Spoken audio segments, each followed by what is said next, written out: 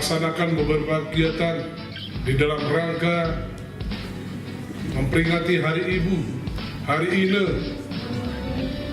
Ine se-Aceh Tengah, sekaligus memperingati ulang tahun Gabungan Organisasi Wanita se-Aceh Tengah.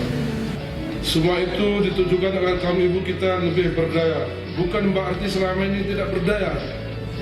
Diarahkan secara terus-menerus sehingga kualitas kaum ibu dari hari ke hari dan dari masa ke masa semakin baik dan semakin maju.